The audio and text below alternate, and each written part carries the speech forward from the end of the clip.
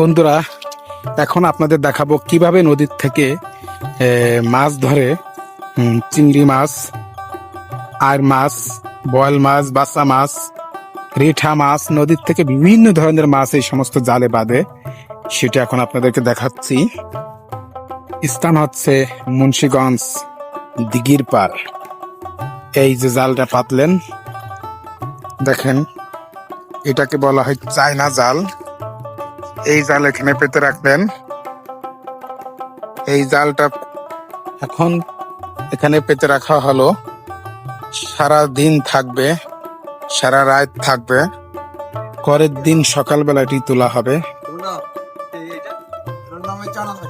China China এটা কি চিংড়ি মাছ বাঁধবে না বড় মাছ?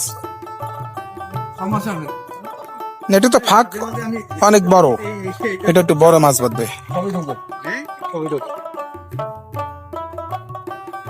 এ পাশে দুবার পাতা হচ্ছে।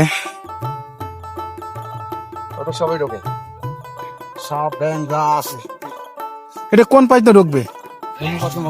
দুই পাশে মুখ আছে। হ্যাঁ, এটা দেখি বেশি সাপ বাঁধে।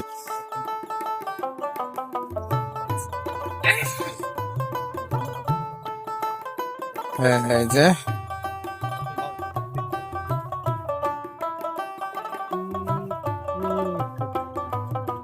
এইখান দিয়ে যাওয়ার দরজা আছে, লোক আছে, এই ভিতরে গিয়ে আবার থাকা দুই সাইড দিয়ে।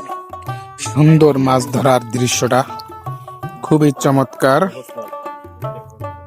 দেখেন, এ পাশে এই যে চায়না জাল, চারিদিকে যে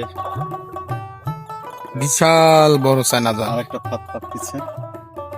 তো মধুমতি নদীর পাড়ে এসে অনেক কিছু দেখা যায়। এই ধরনের দৃশ্য খুবই কম দেখা যায়। দর্শক, অনেক ভিতরে আসতে হবে, লোকালয় খুব কাছাকাছি এগুলো হয়তো এই ধরনের দৃশ্য দেখানো সম্ভব হয় না। এবং ওই যারা মাছ মারেন তারা বোঝেন আসলে কোন এলাকায় কোন জায়গায় মাছগুলো